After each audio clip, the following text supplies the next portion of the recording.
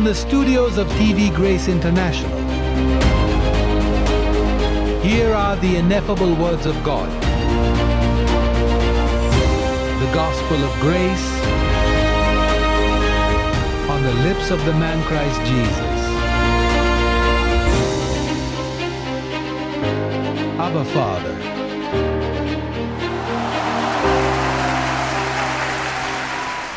Well, gusto ko, nais kong ibahagi sa iyo upang magawa ko ang gawaing ginagawa ko, dalhin sila sa kung ano ang nakasulat at makipag-usap sa kanila tungkol sa isang paksa na ito ay tinatawag na ang katarungan at disiplina ng Diyos. Ang katarungan at disiplina ng Diyos. Kaya magsimula tayo sa taludtod.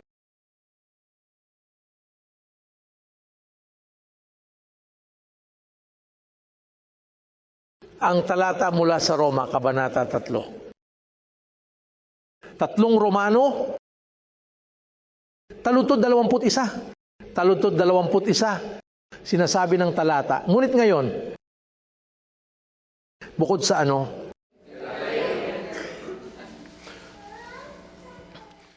Ibig sabihin, iniisip ng mga tao na para maligtas, kailangan mong sundin ang batas ng Diyos. Tama ba? Ibig kong sabihin, bago ang krus, kung lumabag ka sa isang utos, naging guilty ka sa lahat ng utos. Kung mayroong isang tapat na Hudyo dito, isang Hudyo, siya ay masasaktan sa aking sasabihin, sapagkat ang Hudyo ay nabubuhay ayon sa batas. At kung may Adventist, sasabihin niya, hindi pwede. Bukod sa batas. Dahil ang sinasabi niya doon ay ang batas ng Diyos, ang batas ni Moses. Pero sabi niya, ang sinusubukan niyang sabihin sa iyo ay si Pablo, isang tabi ang buong lumang tipan, lahat ng pinaniniwalaan ng mga Kristiyano ngayon isinasantabi ni Paul.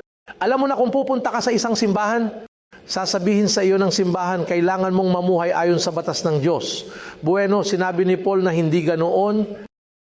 Tingnan mo ang sinasabi niya, pero ngayon bukod sa batas, kailangan mong isantabi ang batas. Bukod sa batas, ang katarungan ng Diyos ay nahayag na nasaksihan ng batas mismo. Sa madaling salita, sinabi ng batas ni Moises na may darating na mas mabuti. Hoy, napakaganda. Ang sabi, sinaksihan ng batas at sa pamamagitan ng mga propeta. Ang katarungan ng Diyos sa pamamagitan ng ng pananampalataya kay Hesukristo. Ibig sabihin, kung naniniwala ka kay Hesukristo, wala ka. Kaysa sa pagsasanay ng batas, dahil ang hustisyang ito ay walang kinalaman sa batas na siya mismo ang nagpataw kay Moises.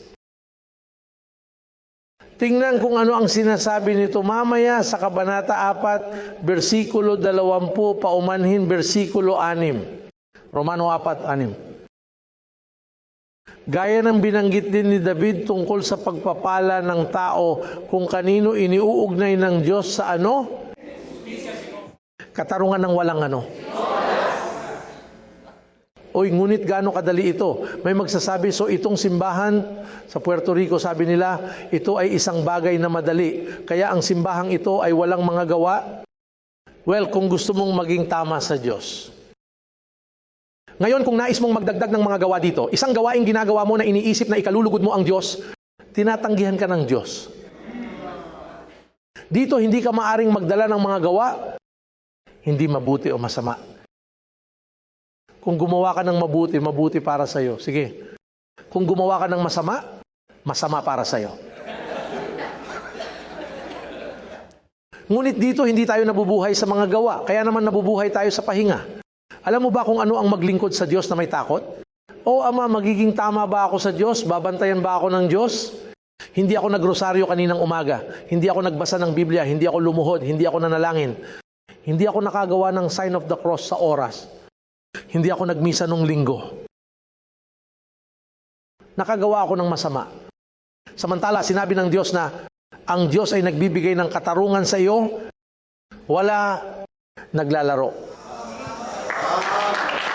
Oh.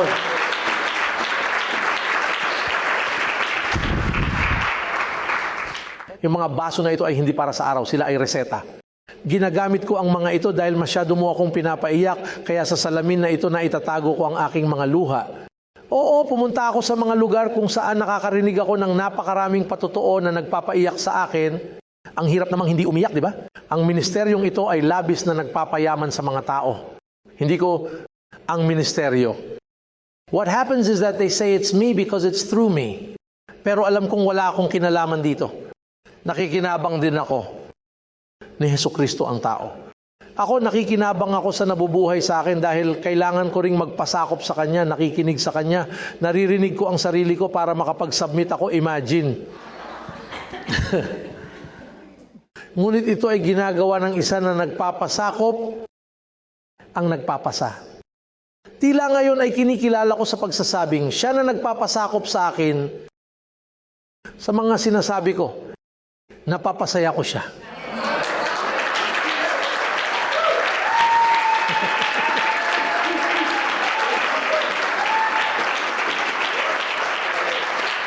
Pero hindi ako.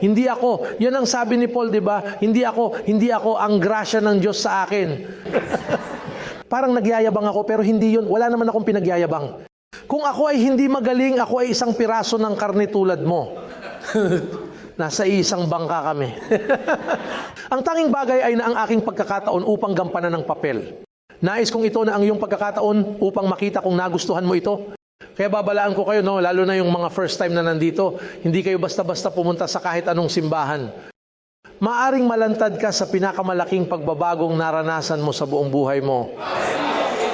Maari kang lumabas dito na parang isang medyas na kapag nasa labas ito ay ipinihit nila ito sa loob ng ganito. Makakaalis ka rito ng ganyan sa ganong paraan, ginagarantiyahan namin ito.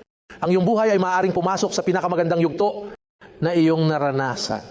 Kung naniniwala ka, kung hindi ka naniniwala, mas malala ang lalabas mo.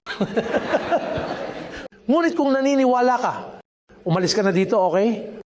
Well then, sabi niya, na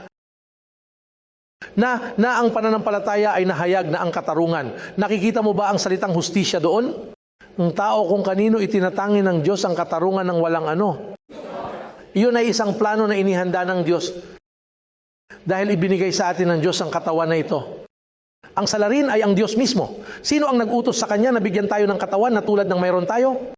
Sabihin mo sa akin, noong ikaw ay nasa kuna, noong ikaw ay napakaliit, binigyan ka ba ng pagpili sa pagitan ng mabuti o masama? Ipinanganak kang sira. Bakit may mga pulis sa isang lungsod?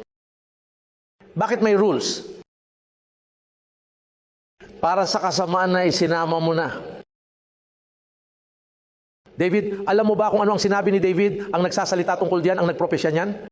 Sinabi ni David, ipinalihi ako ng aking ina sa kasalanan. Ang bata ay hindi nagiging makasalanan dahil siya ay kumikilos ng masama bago ang krus. Ang bata ay ipinanganak sa kasalanan mula sa murang edad, kaya kailangan mong magtakda ng mga patakaran para sa kanya. At sino ang gumawa nun? Diyos. Sa tingin mo, hindi ba maganda na naayos niya? Ayun, aayusin ko daw ang mali na nagawa ko sa kanila. Aayusin ko na sila. Gagawa ako ng plano na kung maniniwala ka, nang walang kahit isang gawain, ililigtas kita ng lubusan. 100% na ligtas. Kaya ang biyaya ay hindi isang hindi nararapat na regalo. Ito ay karapat-dapat. You deserve it. You deserve it. Blessed, tanggapin mo.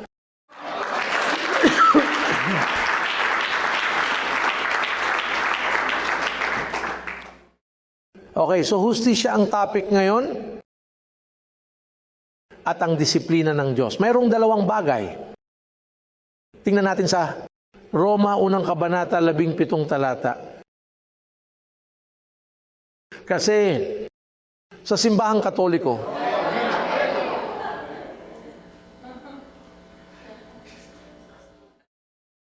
dahil sa Ebanghelyo,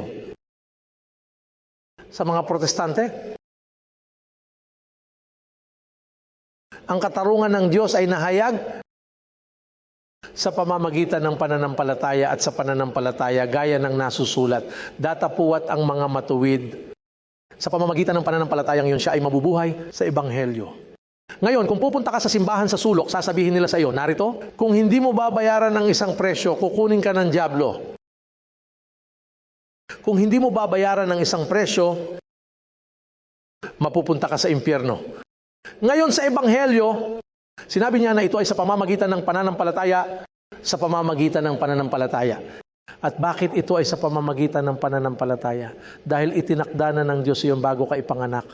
Tingnan natin sa Romans, Kabanata 11, taludtod, para makita mo na darating ka na niyan. Ang nangyari ay kinuha ito ni Adan mula sa sangkatauhan at ibinalik ito ng Diyos sa atin noong namatay si Kristo. Romans 9:11, ano ang sinasabi nito? Well, hindi pa sila pinanganak, ibig sabihin nag-i-exist na sila. Bueno, umiral ang Espiritu. Wala silang laman at dugo. Hindi pa sila isinilang at wala pa silang nagawang mabuti o masama. Kaya't sabihin layunin. Layunin. Nandito tayong lahat. Oh, naririnig ba natin? Upang ang layunin. Kanino? Ayon sa pinili na natili. Hindi para sa mga gawa. Pero para sa tumatawag. Hay, ang totoo ay mapalad ka dahil tinawag ka nila. Kung narito ka ngayong umaga, ito ay dahil isa kang tupa na tinawag ng ating Ama ng Diyos. Sabihin mo sa katabi mo, ikaw ay banal. Kapantay mo ang Diyos. Yeah.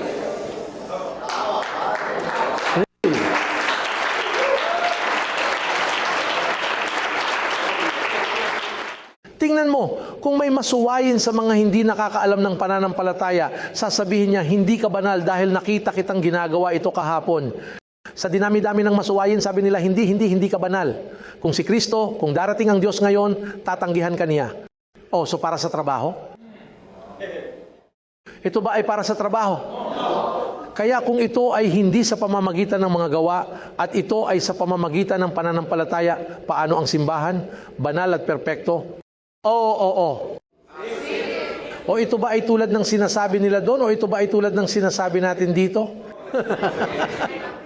Ito ay tulad ng sinasabi natin dito. Dahil dito tayo ay batay sa kung ano ang nakasulat. Sa nakasulat. Galatia Kabanata 2, versikulo 21. Mga taga-Galatia. Sa talatang 21, sinabi niya, hindi ko sinasayang ang biyaya ng Diyos, sapagkat kung ang katarungan ay sa pamamagitan ng kautusan,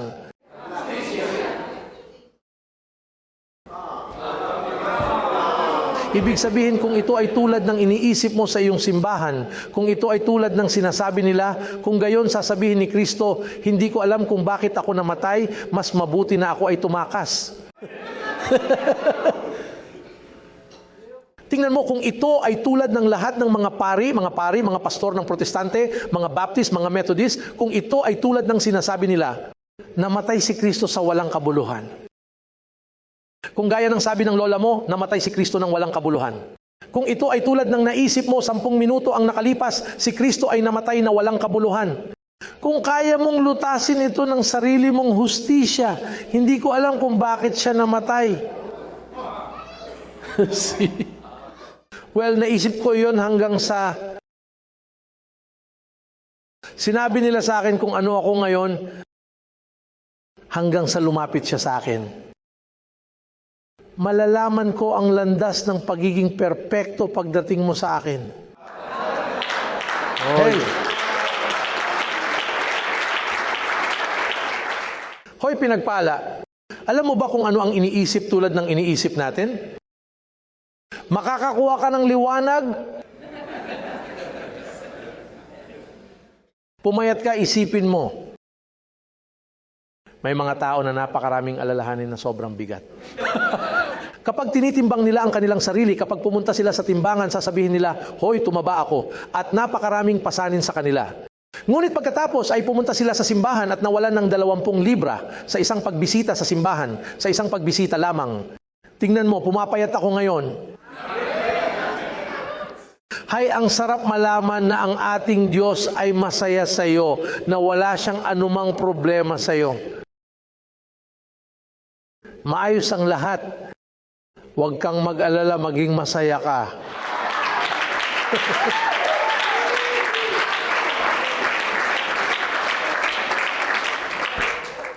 Tingnan mo, kapag inalis ka nila, tulad ng sinabi ng isang kaibigan ko, kapag ang bigat na iyon ay inalis sa iyo, yung bariles ng mga pako na dinala mo rito, pagkatapos ay nagsimula kang maging magaan sa ating Diyos, nagiging mas bata ka. Ang mga wrinkles ay nawawala, sila ay tinanggal. Hindi mo ba nakikita na ang mga kulubot ay nagmumula sa pagkakasala at takot? Kapag alam mong okay ka na. At kung ano ang maaaring maging mas mahusay, na ang kailangan mo lang ay maging mas mahusay. O, apostol, sa tingin ko ang mundo ay sasabog. Hindi sasabog ang mundo. Sa ngayon, wala pang nakakapag-exploit, di ba? Ang mundo ay mananatili sa paraang ito, ngunit ito ay magiging mas mahusay dahil darating ang hustisya na pinag-uusapan natin na nagbubunga ng bunga, kung saan tayo maninirahan dito sa lupa na may mga pagbabagong katawan.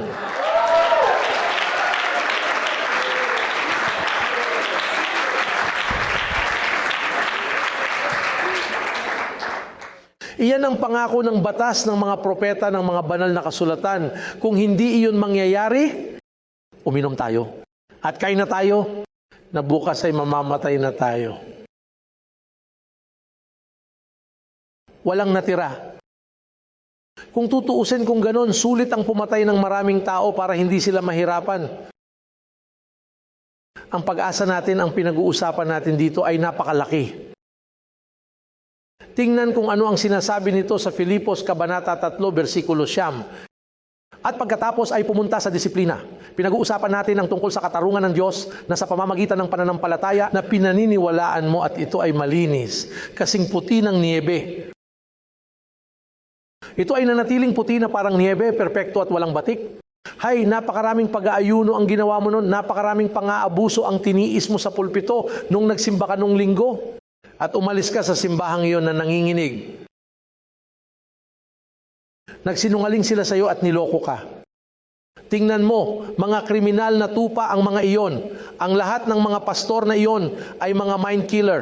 Kinukuha nila ang mga batang iyon sa Sunday school at pinapatay nila sila, sinisira nila sila mula sa murang edad. At hindi nila sinasabi sa kanila ang totoo. Hindi nila sinasabi sa mga batang iyon na perpekto sila. Hindi nila sinasabi sa iyo na ikaw ay perpekto, na si Kristo ay nagdusa, lahat ng dugong ibinuhos niya. Kung magbabasa ka ng isang salmo tungkol sa kanyang dinanas sa krus, tingnan mo, naramdaman niyang parang may mga baka na nagbabaon ng mga sungay dito. Bueno, mayroong isang salmo na nagsasalita tungkol sa kung ano ang kanyang pagdurusa ng makahulang. Kung napanood mo ang pelikula, siya ay nagdusa ng husto, kaya ngayon ay dumating ka sa di umano'y nag-aayuno upang iligtas ang iyong sarili, upang lumakad sa iyong mga tuhod, upang mabinyagan ka, upang kumain ng isang maliit na piraso ng tinapay na may alak. Kung paano kanilin lang ng mga Romano na yon. Ayoko na silang pag-usapan kasi masama na ang sinasabi nila. Papunta na ako. Pagyamanin ko sana ang aking bokabularyo. Kung paano sila nagsinungaling sa iyo,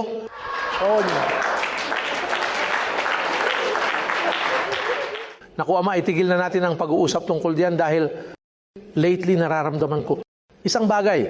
Uy, gaano kalaki ang pinsalang nagagawa ng relihiyon, di ba? Ito ay gumagawa ng napakalaking pinsala. Tingnan mo kung ano ang sinasabi doon at matatagpuan sa loob nito. Walang na ayon sa batas. At anong hustisya ang kailangan mong makamtan? Ngunit yaong sa pamamagitan ng pananampalataya, ang katuwirang mula sa Diyos, sa pamamagitan ng pananampalataya.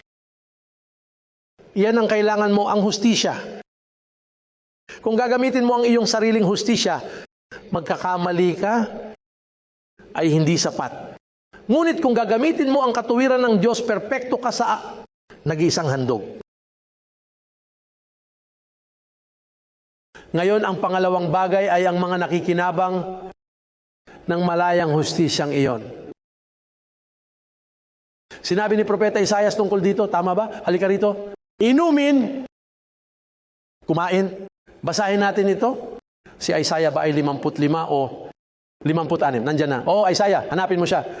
55, isang taludtod. Si Isaias, ang propeta, upang makita mo na hindi ito ang tanong ni Paul at hindi rin ito ang aking mga imbensyon. Isaiah, libu-libong taon bago namatay si Kristo, pinag-uusapan niya ang sinasabi ko ngayon. Tingnan mo, Kabanata 55. Sa lahat kayong nauuhaw, lumapit kayo sa tubig, at ang mga walang pera, halika, bumili. Well, paano ka makakabili ng walang pera? Halika, bumili at kumain. Halika, bumili ng walang pera. Alam mo kung ano ang ibig sabihin nito, at tingnan mo, sabi niya, at walang presyo. Yes.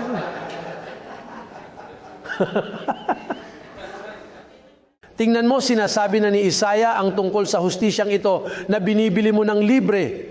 Naniniwala ka at sasabihin mo, naniniwala ako kay Hesukristo. Sabihin mo sa akin, naniniwala ako kay Hesukristo. Namatay yata siya. Para mabigyan ako ng hustisya. Natatanggap ko ito, bibilin ko. Walang pera. Oh, tama yan.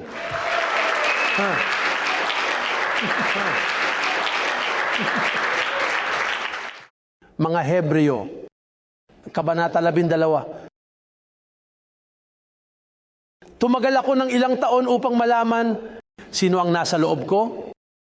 Dahil nakikita ko ang aking sarili sa katawang tao, sinasabi ko, paano ako magiging si Hesukristo na isang tao? Paano ako magiging? Ngunit iyon ang pinipili niya, ang karumaldumal na bagay sa mundong ito. Sinasabi nito na pinili ng Diyos ang kasamaan ng mundo para ipahiya ang makapangyarihan. Ito ay hindi ang masama, ito ay ang masama. Well, pinipili ka ng Diyos para ipahiya ang lahat. Kinukuha nito ang iyong mga kakulangan at ginagawa itong mga bukal. Kung hahayaan mo lang ang sarili mo at kung naniniwala ka at kung ikaw ay disiplinado. Punta tayo sa 12 kabanata ng Aklat ng mga Hebreo, simula sa 6 na talata. Sa palagay ko ay 6 na talata ito. Hoy, 5. Ngayon, pansinin mo ako kasi may mga taong gusto yung unang part na napag-usapan ko na tapos hindi sila nagtitipon. Sinasabi nila, ako ay tapos na, napakaganda niyan. And then you meet him there and ask him, why don't you congregate? At sagot niya, hindi, kalimutan mo na. Mas mabuting kamustahin mo si Jose Luis para sa akin kapag nakita mo siya. O sasabihin nila sa iyo, ipadala sa akin ang CD dahil pinakikinggan ko ito dito sa trabaho. Ngunit sa trabaho ay hindi ito katulad ng tunog dito. Naghuhugas ako ng pinggan at narinig ko, minsan kaya mo. Ngunit hindi sa lahat ng pagkakataon. Hindi sa lahat ng oras kailangan mong magtipon-tipon. Hindi tumitigil sa pagtitipon, sapagkat kung nakatanggap ka ng katarungan, kapakinabangan at pagiging perpekto at hindi mo disiplinahin ang iyong sarili sa disiplina ng Diyos, maaring may mangyari sa iyo. Tingnan mo kung ano ang maaring mangyari sa iyo. At nakalimutan mo na. Nakalimutan ang pangaral na itinuro sa iyo bilang mga bata na nagsasabi, anak ko, huwag mong hamakin ang disiplina ng Panginoon, nihimatayin kapag sinaway ka niya. Hoy, masama kapag may nangyaring mali at ikaw ay nag-aaway at hindi ito napupunta sa paraang gusto mo. Nag-aaway kayo pero hindi nangyari ang inaasahan mo at mayroong pagtuturo. May pagtuturo. Nangyari na sa akin. Nadisiplina na ako ng disiplinang yon at nagagalit ako kapag ang mga bagay ay hindi umaayon sa gusto ko. Nagsisimula akong magsabi ng mga bagay. Phew! Hindi ko ito natatanggap, pero nandyan ang disiplina. Kahit anong sabihin mo, hindi ko ito tinatanggap at kasama mo ang mga anghel at mga anghel, hindi ito gumagana. Dahil dinidisiplina ka nila sa pasensya, ang layunin ay upang maperpekto ka. Tingnan mo, pinapa-exercise ka nila sa iyong senses. Ang iyong mga pandama ay ginagamit. Sabi nga, dahil dinidisiplina ng Panginoon ang mga mahal niya, at hinahampas niya ang lahat ng tinatanggap niya bilang anak. Kung titiisin mo ang disiplina, tinatrato ka ng Diyos na parang mga bata, sapagkat sinong anak ang hindi dinidisiplina ng Ama? Ngunit kung wala kang disiplina, kung saan lahat ay naging kalahok kasama na ang taong si Hesukristo, ang apostol. Kung saan lahat ay naging kalahok, kung gayon kayo ay mga bastard at hindi mga bata. Sa kabilang banda, meron tayong mga magulang sa lupa na nagdidisiplina sa atin. At ano ang ginagawa namin? Pinarangalan namin sila. Gaano mo kamahal ang iyong mga magulang dito? Hoy, tingnan mo, may kaunting kapighatian si tatay. At sabi mo, kailangan ko siyang puntahan, pero hindi ako makabiyahe, wala akong pera. Pero dahil iginalang mo ang iyong ama at dinidisiplina ka niya, dinidisiplina nila kami at sinamba namin sila. Bakit hindi natin dapat sundin ang ama ng mga espiritu ng mas mabuti at mabuhay? Sa ama ng mga espiritu.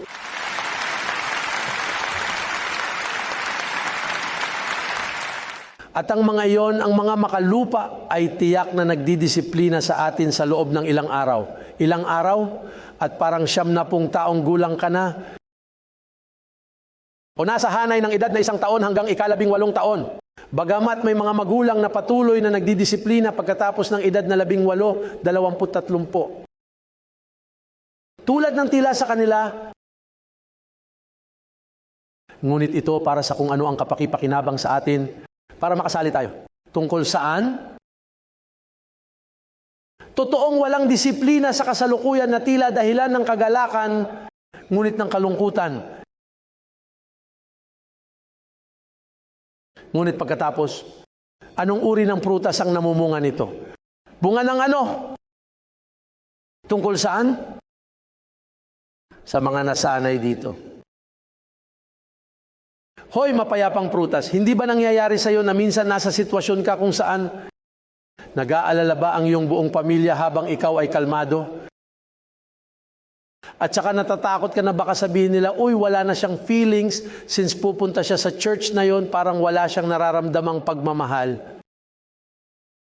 Naku, minsan may nangyayari sa isang tao at sabi mo, maganda na mangyari sa kanila yon dahil matututo sila rito. Habang ang ibang miyembro ng pamilya ay gumugugol ng kanyang oras sa pag-iyak dahil hindi siya nadisiplina sa bagay na iyon. At sinasabi nila sa iyo, paano mo sasabihin na magandang pagdaanan iyon? Dahil ito ay gagana para sa kabutihan. Ngunit kung siya ay nasa kulungan, buti naman. Hindi, kailangan nating ilabas ito. Hindi, huwag mo pa itong alisin doon. Iwanan ito ng ilang araw habang natututo. Ito ay maginhawa, ginagawa ng bata ang kanyang bagay, hindi niya pinahahalagahan ang mga bagay, kaya't mabuti para sa kanya na pinigilan siya ng mga pulis at kinuha ang kanyang lisensya. Pero maiiwan siyang walang lisensya at ang mga tao ay magsasabi ng mga bagay kung ano ang mahalaga, kung ano ang kanilang sinasabi. Ang mahalaga ay natuto siya ng disiplina. Ano ang mahalaga kung ano ang sasabihin ng iba? Lahat tayo ay kailangang matuto ng disiplina. Lahat tayo ay dumaraan sa mga sandali. Mahirap. Naaawa ka ba dyan? Hindi ako. Minsan nakakarinig ako ng mga bagay tungkol sa isang pinagpala at bago ako tumugon sa laman, pumunta ako sa aking espiritu at sinasabi sa akin ng aking espiritu, kalmado, huwag magmadali. Ano pa? Huwag ka nang tumawag. Hintayin mo siyang kumasa para sa sitwasyong iyon. Na ibig sabihin, hayaan mo siyang dumaan sa pagsubok na iyon. Hayaan mo siya lumahok sa disiplina. Ang nangyayari ay may mga magulang na iniiyakan at nararamdaman ng lahat. Ang tanging iniisip lang nila ay kunin ang telepono para tumulong sa pagresolba. Kumalma ka. Kaya naman kung minsan ang mapayapang prutas na yon ay hindi nahayag sa iyo. Dahil kahit na sinasabi mo na ikaw ay nasa biyaya at natanggap na ang iyong hustisya, ayaw mong tumanggap ng disiplina. Kapag dumating ang disiplina, nagiging destabilized ka. Hindi mo iniisip, hindi ka mahinahon na nangangatuwiran. Nanay, nangyari ito sa akin. Well, huminahon ka. Pero dad, nangyari ito sa akin. Dito dinadala ng bawat isa ang kanya-kanyang pasanin. Hindi mo kailangang magdala ng mga pasanin para sa iba.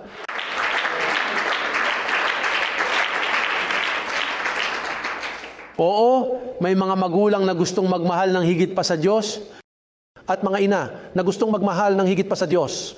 At ang Diyos ay nagdidisiplina at ikaw ay humahadlang. Pagkatapos ay sinabi ng Diyos, mabuti hayaan silang magpatuloy sa pagdurusa. Ngunit kailangan mong maging kapantay ng disiplina ng Diyos.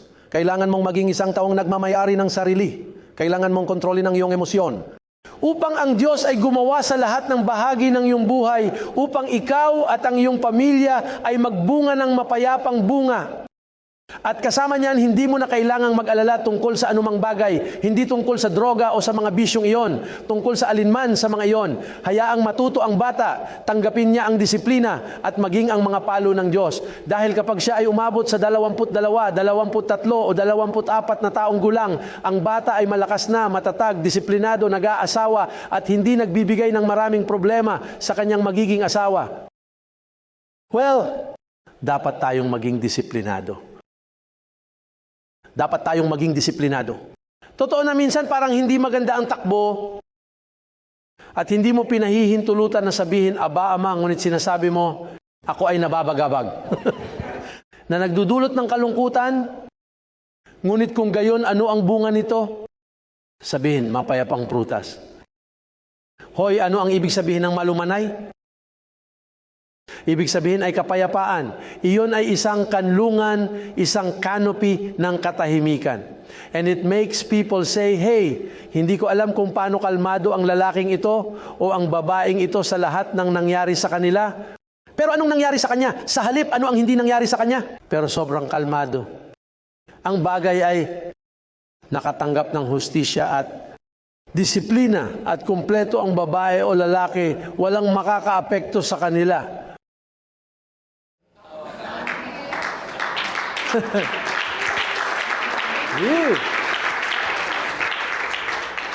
Hindi ito nakakaapekto sa kanila sa lahat dahil ginamit nila ang kanilang mga pandama. Kapag ginamit mo ang iyong isip, hindi mo ba nakikita na iyon ang iyong templo? Ang templo kapag nilinis mo itong mabuti at tinanggal ang lahat ng alikabok, nakita mo ba kapag ang isang garahe ay nililinis at hinugasan ng pressure water? O kapag naglinis ka ng makina ng kotse na ito ay sobrang malinis na ang lahat ng grasa ay tinanggal? O kapag ang isang may bahay ay naglilinis ng buong bahay, siya ba ay nauuwi sa pagod, ngunit pagkatapos ay uupo sa detalye kung paano niya nilinis ang lahat? Malinis at mabango ang buong bahay. Well, yan ang isip mo. Kailangan mong maghugas ng isipan, maghugas ka ng utak para mawala lahat ng mga kumag na natutunan mo sa bansa mo, kasama ng lolo mo, ng lola mo, at ng buong pamilya. Since hindi ito disiplina ng Diyos, sila ang nagdidisiplina. Gusto mo sila para sa kanila. Dinidisiplina kanila ayon sa gusto nila at sa ilang mga kaso nasaktan kanila ng sobra, kaya naman sobrang spoiled ka at kaya hindi maganda ang anyo na kapag dumating ka sa disiplina ng Diyos,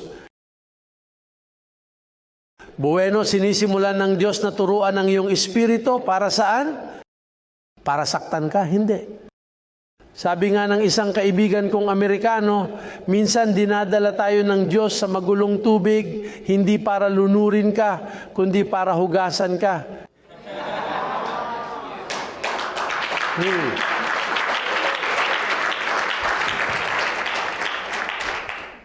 At ano pa ang sinasabi nito doon? Sa makatuwid, itaas ang iyong mga nalaglag na kamay at ang iyong paralisadong tuhod. Simboliko yon. Dahil kaya mong itaas ang iyong mga kamay ng ganyan at magpatuloy na parang walang nangyari. Bueno, ang paggawa niyan ay napakamangmang sa iyo dahil ang pagtaas ng iyong mga kamay sa kasong ito ay simboliko. At paralisado ang mga tuhod, gumawa ka ng mga tuwid na landas para sa iyong mga paa upang aking maihiga sapagkat ikaw ay pilay upang hindi makaalis ang pilay. Ako dapat ay mayroon akong 20 saklay, ngunit hey, kahit na ako ay nakatayo, ngunit gumaling. Sundin ang kapayapaan sa lahat at ang disiplina na kung wala ito ay walang makakakita sa Panginoon. Ngayon, mas naiintindihan na ang talatang yon. Alam mo ba kung ano ang ginagawa ng mga tulisan, ang mga anak kay Kristo? Ating mga kaaway? Sabi nila, kung walang kabanalan, walang makakakita sa Panginoon. At alam mo ba kung ano ang ibig nilang sabihin doon? Kung hindi mo hinubad ang iyong hikaw, hindi mo makikita ang Panginoon.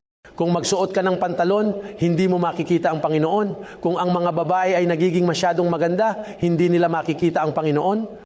Alam mo na para sa lahat ng mga legalista, ang kabanalan ay ang panlabas, ang pananamit. Dito hindi siya nagsasalita tungkol sa anumang panlabas. Doon niya pinag-uusapan ng tungkol sa disiplina. Kung walang disiplina, kung walang pagsasanay na ibinibigay ng Panginoon sa iyong espiritu, hindi mo ito makikita kahit na ikaw ay naligtas. Magkakaroon ng maraming tao na maliligtas, ngunit hindi magbabago sa unang round na ito. Sa yugtong ito, tanging ang mga nag-renew ng kanilang isipan ang siyang magbabago.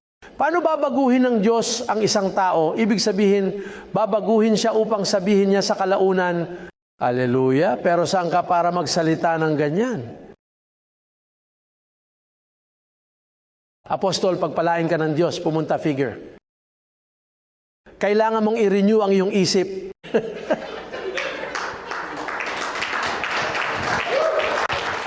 Dapat mong disiplinahin. Justice, ano ang pangalan ng paksa? Ang katarungan at disiplina ng Diyos. Magkahawak kamay ang dalawa. Iyon ay parang isang maliit na bangka na may dalawang sagwan, isa dito at isa doon. At pumunta kami sa unahan. Ngayon, kung ang bangkang iyon ay mayroon lamang isang sagwan, ano ang mangyayari? Katarungan sa pamamagitan ng pananampalataya, disiplina para sa kaalaman.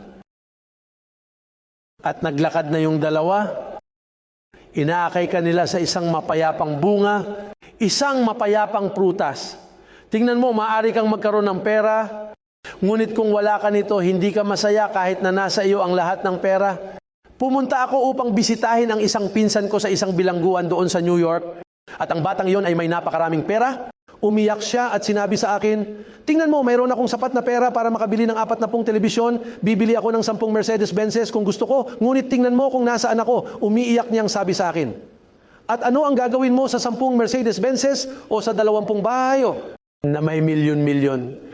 Nakatago sa bangko? Kung walang disiplina na ito, ubusin ka nito, hindi ka magiging masaya. Ngayon, alam mo na kung ano ito. Maging makatwiran. Sa katarungan ng Diyos, mahusay na binuo. At may pera din dahil kailangan ng pera. Alam mo kung ano ang maging komportable sa iyong tahanan. Alam mo ang mabuti at masama. Nagtitipon, tahimik. Pag-iisip gaya ng iniisip ng Diyos.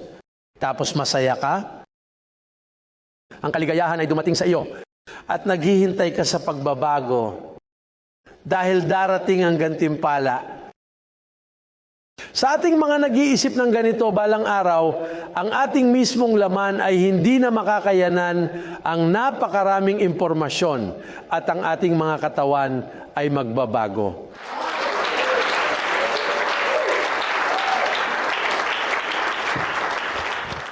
Ngayon, para diyan, kailangan mong magtipon-tipon sa Growing in Grace International Ministry. Ito ang tanging lugar kung saan mo mahahanap ang gamot na ito. Ngayon, kung gusto mong magdusa ng kaunti, ibig sabihin, kung ayaw mong tumigil sa pagdurusa, bisitahin ang anumang simbahan dahil ang lahat ng mga kalsada ay patungo sa iisang lugar. Dumating sila sa parehong lugar, sa kalungkutan.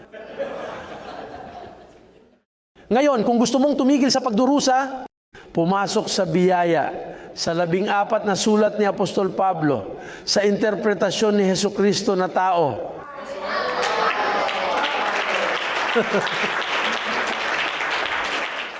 Tatayo na kami. Nais kong batiin mo ang sino mang nasa tabi mo at sabihin sa kanya, natanggap ko na ang disiplina ng Diyos.